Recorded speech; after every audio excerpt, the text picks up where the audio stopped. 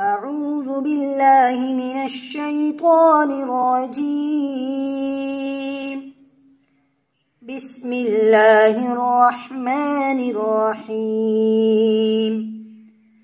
إن قارون كان من قوم موسى فبغى عليهم وآتيناه من الكنوز ما إن مفاتحه لتنوء بالعصبة أولي القوة إذ قال له قومه لا تفرح إن الله لا يحب الفرحين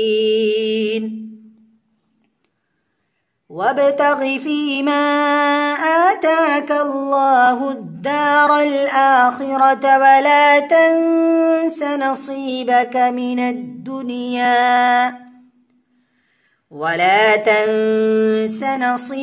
من الدنيا وأحسن كما أحسن الله إليك ولا تبغ الفساد في الأرض إن الله لا يحب المفسدين.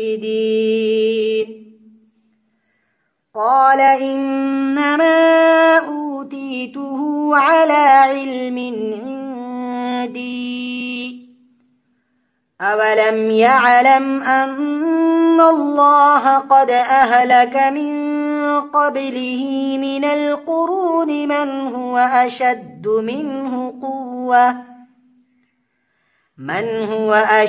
منه قوة وأكثر جمعا ولا يسأل عن ذنوبهم المجرمون. فخرج على قومه في زينته قال الذين يريدون الحياة الدنيا يا ليت لنا مثل ما أوتي قارون إنه لذو حظ عظيم.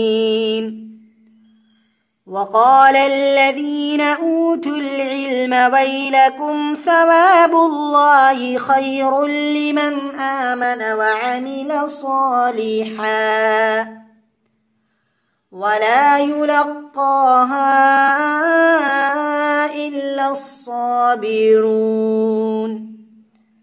فخسفنا به وبداره الأرض فما كان له من فئة ينصرونه من دون الله وما كان من المنتصرين.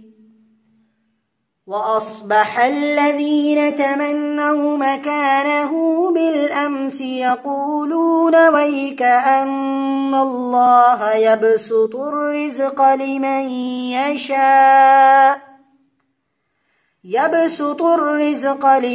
يشاء من عباده ويقدر لولا أمن الله علينا لخسف بنا ويكأنه لا يفلح الكافرون.